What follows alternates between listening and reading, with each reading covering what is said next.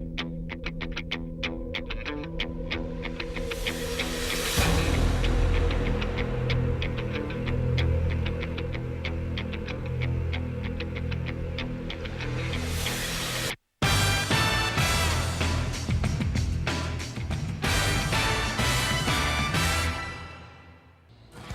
un poder evocador que tienen los sabores, los aromas y las canciones. Mediante estas tres vías podemos transportarnos en el tiempo y en el espacio, revivir otros momentos y volver a ver otras miradas. No sabemos si quienes hacen uso de la palabra y de la música saben de ese poder demiúrgico que tienen. En cualquier caso, aquí tenemos un jovencísimo ejemplo que es Alberto García. Pues para quien haya tenido la oportunidad de escuchar la música de Alberto García, lo primero que le puede sorprender, si no lo conoce personalmente, es que sea tan joven, porque al menos a mí me ha sorprendido mucho. Confiesa la edad que tiene. 17 años, hago este año 18. ¿Y cuánto tiempo llevas metido en esta empresa que dicen que es lo de la música y cantar y tocar? Bueno, la empresa yo creo que todavía no estoy dentro, pero bueno, empecé a escribir canciones a los 14 años. Escribí más o menos un esbozo de una canción y luego, bueno, pues poco a poco pues voy haciendo lo que puedo.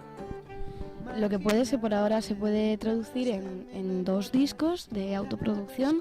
El primero es Nómadas en el tiempo y el segundo es Bagatelas, que esto es un poco como recuerda a los quincalleros de hace tiempo, ¿no? ¿Qué podemos encontrar en Bagatelas? ¿Son como pequeñas cositas? ¿O?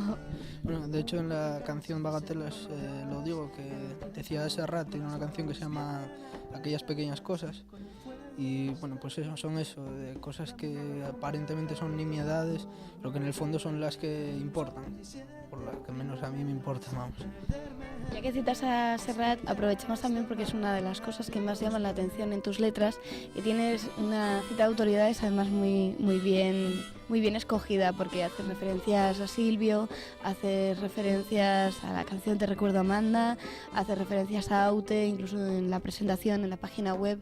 Me parece que están bastante claros por dónde van los tiros, ¿no? Sí, bueno, pero tampoco lo que no pretendo es cerrarme a determinados campos. Yo me gusta mucho experimentar y ahora, aunque tenga 2 discos, son básicamente fases de experimentación. El primero lo grabé en estudio y el segundo en directo porque, pues eso, como tengo 17 años, pues me gusta probar cosas y bueno, de hecho del segundo lo grabé en directo pues para saber cómo suena un disco en directo. Yo no tenía esa experiencia y sobre todo ahora tener experiencias para luego escoger lo que más me guste. Hay una cuestión como de nomenclaturas, que es lo del término cantautor. ¿Te identificas bajo ese término? ¿Crees que ya está un poco obsoleto? ¿Crees que realmente nunca debió existir? No, bueno, ya vamos a ver. Es que yo lo que no me gusta es definir a la gente. Básicamente lo que no entiendo es cómo un cantautor se puede definir a sí mismo como cantautor. No me gustan las definiciones. Entonces yo pues canto lo que escribo. No me gusta encasillarme en un término. Se deja traslucir bastante por tus letras, sobre todo, que te gusta o al menos tienes bastante conocimiento de la poesía, sobre todo de la poesía actual. Influencias tanto musicales como literarias. Yo creo que lo que más, por lo menos en mi caso, lo que más me influenció fue mi madre y mi padre, que desde pequeño pues iba en el coche atrás y con la silla y me ponía pues a Silvio, a Pablo Milanés y incluso a Víctor Manuel. Y yo creo que eso, sin que tú te des cuenta, al final pues se te queda ahí. De todos modos, cuando escribo una canción, si veo que se parece mucho a un artista determinado, procuro descartarla o volver a escribirla porque no me gusta imitar. Y en cuanto a la parte escrita, me gusta mucho Mario Benedetti. Y bueno, pues también Jaime Gil de Viedma y sobre todo últimamente estoy bastante contento, por así decirlo, con Walt Whitman, que bueno, con el libro de Hojas de hierba, que me trae loco últimamente. Pues hablando, adentrándonos un poco más en esto de las influencias literarias, en una canción citas un dicho popular que también ha servido de título para un libro de poemas de Joaquín Sabina, Ciento volando. Esta especie de discusión que hay entre el intrusismo que se le echó en cara a Joaquín Sabina, que siendo músico y conocido como músico se metía en el mundo de la poesía, cuando realmente él estuvo toda la vida en el mundo de la poesía y luego se hizo músico. ¿Qué opinión tienes al respecto? Vamos a ver, es que yo creo que la música es poesía en sí. Y el que canta, como el que escribe, de cierto modo, es un poeta. Entonces, vamos, yo no voy a entrar a juzgar a Joaquín Sabina. Si a él le apeteció sacar un libro de poemas, pues estupendo. Y estupendo porque además los poemas también son buenos. Lógicamente, si se te da bien hacer poesía, pues ¿por qué no vas a publicar un libro en vez de un disco? Si tienes la posibilidad. Y yendo ya al terreno un poquito más técnico, ¿no? de sacar un disco, están autoproducidos los dos. ¿Cómo es esto de una autoproducción y más en Asturias? ¿Cómo es de complicado? Vamos a ver, es que últimamente está muy de moda el término autoproducirse, que quiere decir pagar tú el disco, vamos. Lo que pasa que como el camarero ahora se le llama empresario de la hostelería, pues al pagar tú tu propio disco se dice autoproducirse. Yo iba a grabar un disco para niños pequeños cuando todavía tenía 2 canciones y al final eso no salió. Tuve la suerte de que el que me había llamado para grabar ese disco pues conocía a los 2 chicos que me grabaron los 2 discos y nada, fue todo muy rápido. Los llamé, quedé con ellos una semana y grabé el disco. Lo que pasa que, claro, al autoproducirse tú tienes un determinado dinero que te da para un determinado tiempo. No puedes estar un mes grabando, lo tienes que grabar todo en una semana. Entonces eso implica muchas cosas, como que no está todo lo perfecto que te hubiera gustado que estuviera. Pero bueno, yo estoy muy contento porque por lo menos puedo hacer lo que quiero. En una discográfica a lo mejor te ciñen más a lo que ellos quieren y yo hasta el momento estoy haciendo lo que quiero. Y por lo tanto estoy a gusto con ello. Hay es una cuestión más que nada que llama mucho la atención y que me ha parecido muy bonito, que el otro día en el concierto de Antonio Vega podíamos ver una guitarra de estas en las que uno no se puede esconder, como decía él, detrás de ella, básicamente porque no tiene el hueco de la caja típico, porque no tiene hueco y no tiene caja. Cuéntanos un poco cómo es esa guitarra que además has adquirido hace muy poquito. Sí. Bueno, yo básicamente ya me había hablado un amigo de ella porque las había visto en Italia y yo la había visto también en una tienda de música, pero en violín, como la guitarra, pero en violín. Y bueno, pues de momento estoy muy contento con ella porque aparte es muy, muy bonita y elegante. Pero a nivel técnico, para los que no saben mucho de los instrumentos y se quedan un poco como, vaya, esta no es la clásica guitarra española. No, sí, bueno, lo que tiene esa guitarra de especial es que tú no la puedes tocar a no ser que tengas un equipo de música. Por el contrario, tiene también para ponerte unos cascos y estás en casa tocando, no molestas a nadie y estás escuchándolo como si fuera en el concierto. O sea que de sonido está muy bien. Ya te has ido, y bueno, digamos, el tiempo que llevas, ya te has ido a Madrid. ¿Eso es una muestra de que en Asturias las cosas para salir a flote en el terreno de la música están complicadas? Bueno, lógicamente están complicadas en Asturias y en Madrid y en todos lados. Ahora mismo pues la música pues tiene una competencia masiva por todos los lados. El tema no es que me haya ido a Madrid y haya abandonado lo de Asturias, no es algo que sea incompatible. Lo que pasa que bueno, pues lo que te decía antes es experimentar cosas. El tocar en Madrid es como algo que supongo que todo cantante quiere tener la oportunidad de hacer algún día. Y bueno, yo tuve la suerte que la primera vez que llegué a Madrid pues dejé el CD en un sitio y ese mismo día me llamaron para tocar el día siguiente, entonces pues desde ahí sigo yendo a tocar. El problema que tiene Madrid es que es un público que para llegar a ellos que tiene que pasar más tiempo que en Asturias. En Asturias en un año pues más o menos vas adquiriendo a gente que le gustan tus canciones y que va a verte. En Madrid es algo más lento, porque al haber más gente que toque pues va más lento. De todos modos el problema que hay de Asturias no suena, de Oviedo no suena, perdón, En Oviedo, pues más o menos lo está viendo también Madrid. O sea que hay 5 o 6 bares de canción de autor, me refiero, para tocar. Entonces también la cosa está más difícil. Es una jungla Madrid.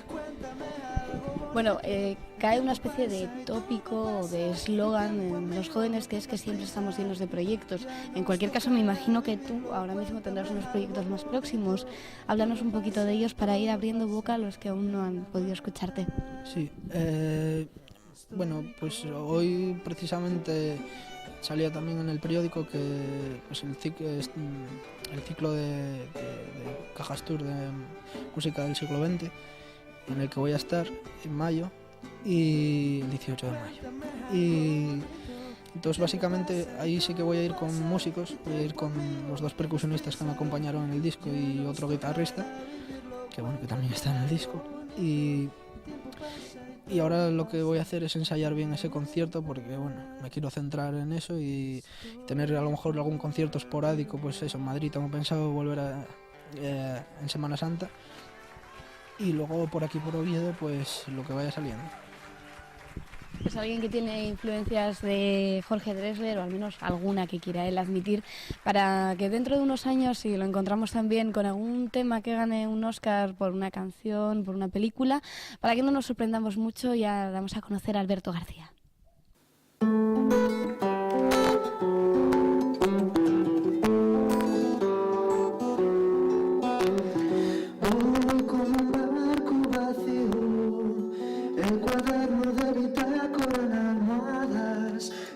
Que aún no he dormido, guardo mi mesilla de noche, mi diario, una caricia y un par de cigarrillos, por si vuelve la nostalgia y me llama amigo, porque canto, conozco el precio de estar vivo.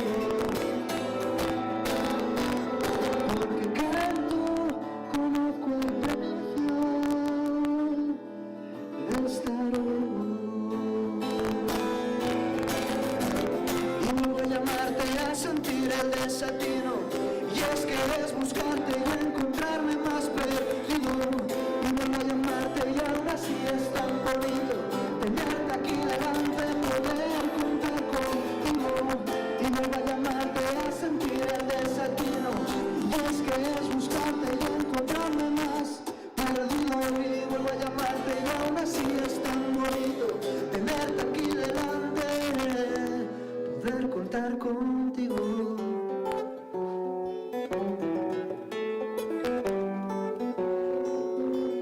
Soy una puerta entreabierta, una foto en blanco y negro, el veneno que te alienta. Soy las canciones que te escribo, porque canto, conozco el precio de estar vivo, porque canto, conozco el precio de estar vivo.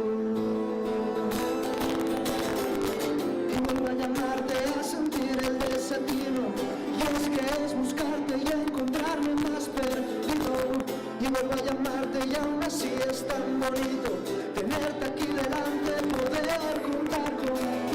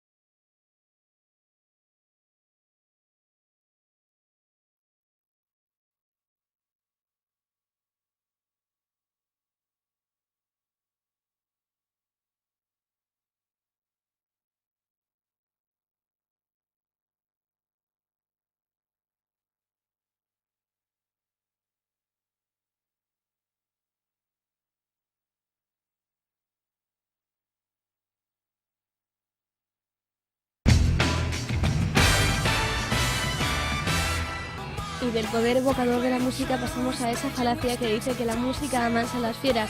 Muchas veces lo que hace es despertar a esa fiera, como el cuento de Monterroso, cuando despertó, la fiera todavía estaba escondida en el obturador de la cámara.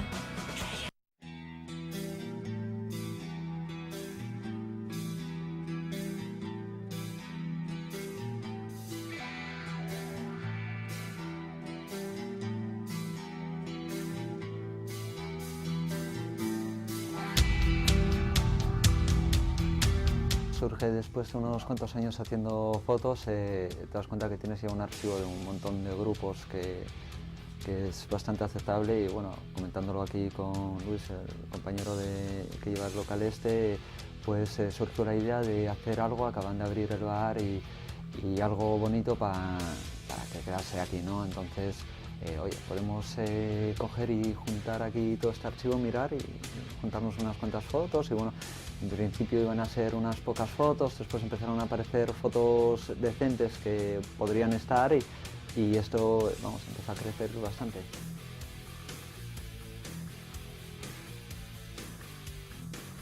Los jueves en la Plaza de Toros. Además, eso fue muy gracioso porque fui con una cámara, la primera cámara que tuve, una Ricoh, que era totalmente manual. Entonces coincidimos con Alberto Cereijo, el guitarrista del grupo, y lo típico, éramos fans del grupo. Oye, Alberto, ¿cómo puedo pasar la cámara para haceros unas fotos? Me dice el tío, nada, no digas que la llevas y pasa para adelante. Y efectivamente eso fue lo que hice, porque bueno, aquí me van a pillar la cámara. Cogí, la guardé, no dije que llevaba ninguna cámara y para adelante. Y así después Deep Purple en Gijón, lo mismo, Rolling Stone, unos cuantos. En un concierto necesitas algo para poder tener movilidad, ¿no? Entonces tienes que tirar siempre de 35 milímetros, y bueno, los primeros conciertos, como esta foto de ahí de Will Mastin, es negativo, y es un negativo bastante malo, se nota mucho el grano, era un Star 1000, tiene muchos años esta foto. Después tienes algunas cosas ya más, como la que está justo al lado de Motorhead, que eso ya es digital, eso es, vamos, se nota que son cosas más finas, ¿no? No tiene tanto grano, y sí, ahora mismo es todo digital. Trabajar en analógico ahora mismo, bueno, ya no se utiliza prácticamente para este tipo de trabajos. Al principio pues tirabas uno, ¿no? Los últimos rollos, pues no sé, a lo mejor 4 o 5 rollos por concierto. Es un compañero que a lo mejor se gasta 10 rollos en un concierto que le guste mucho, que le interese mucho. En digital, pues bueno, llenas la tarjeta, no sé, vas con una de 512 o algo así, son 180 fotos, o si a ver, tienes 3 canciones, ¿no? Para hacer fotos, lo normal, hay veces que te dejan incluso menos tiempo, o que te dé tiempo. Las condiciones de luz, a lo mejor las 2 primeras canciones son no tienes luz para poder hacer las fotografías, entonces nada, te quedas ahí esperando a que prenda alguien algún foco y poder librar un par de fotos. Pero bueno, la media sí, sueles tirar bastante. La foto esta de Judas, sí, o sea, no fue esta foto concretamente, pero bueno, fue la misma serie. Fue una portada de una revista nacional de rock que, vamos, es bastante importante, que me llamaron y oye, que hemos visto tus fotografías y que nos interesan. Fue la primera vez que colaboré con ellos y quedaron bastante a gusto con el trabajo. Bueno, normalmente las revistas de música suelen trabajar bastante de colaboradores que, o sea, es gente aficionada que va con una cámara compacta y suelen entrar a cambio de la foto. Te dicen, venga, no pagas la entrada y entras a cambio de las fotos. En este caso, el trabajo que le hizo el colaborador pues no les debía convencer para la portada o algo así, y necesitaron algo un poco más fino, ¿no? Es algo que lamentablemente pasa muchísimo en este tipo de publicaciones. Yo te diría que el 70% de las fotografías que salen no las pagan, o se las pasa a la casa discográfica o las hacen intercambio con aficionados, entonces eso baja mucho la calidad de la fotografía. Me gusta, bueno, aparte me gusta el grupo mucho, es uno de los primeros grupos que empecé a escuchar dentro de lo que es el rock duro. Concretamente esta gira los vi 4 veces, fue el año que tocaron aquí en Gijón. Los vi en Galicia, en Gijón, Metalmanía en Villarrobledo y después en Madrid.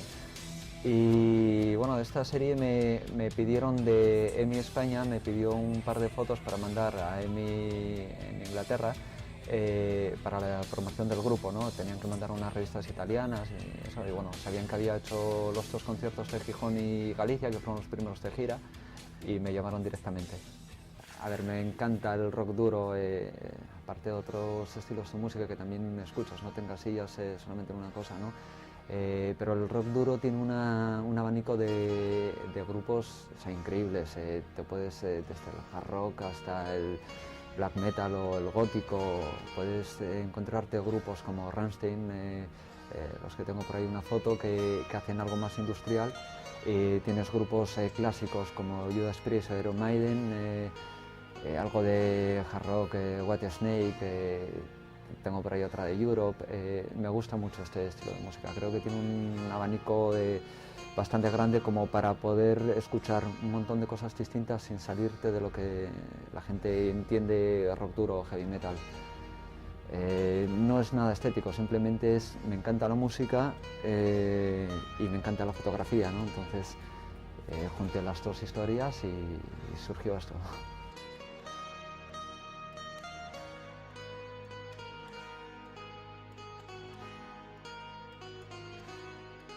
Grupos que tengan una pequeña espinilla, pues mira, te diría que el concierto de Metallica lo tengo cruzado igual se me fastidió 3 veces el poder verles, no les pude fotografiar nunca. Ozzy Osbourne sería una auténtica pasada poder fotografiarle, pero bueno, el hombre lleva bastante tiempo retirado de un accidente y no sabemos cuándo será la vuelta a los escenarios. Guns N' Roses son unos míticos de los que no tengo absolutamente nada. Y, no sé, con eso bueno, son 3 grandes estrellas que no he conseguido hacer nada aún. Pero bueno, espero que sea posible.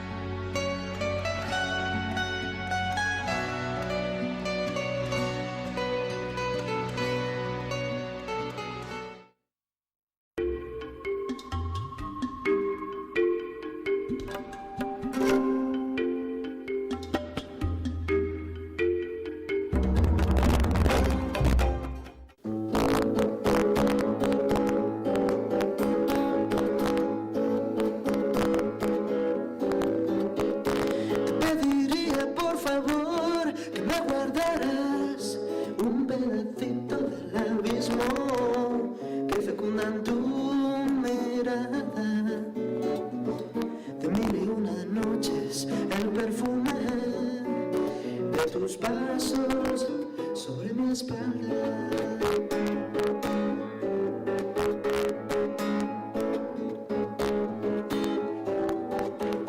Te diría por favor que me llenaras la casa de colores, que habitaras mis canciones y que hicieras de tu pecho mi almohada, porque somos lugares comunes, lugares, infinitas grandezas formadas por pequeños detalles.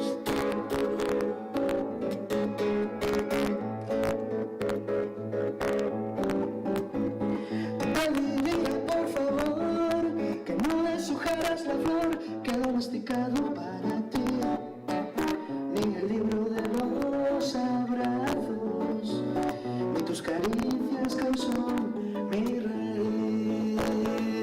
Y hablando de tú a tú, le robaría sus noches el aroma a las calles de Estambul. Y en una nube pintada de azul, nos metería de puntillas en tu cama, porque somos lugares comunes, lugares, infinitas grandezas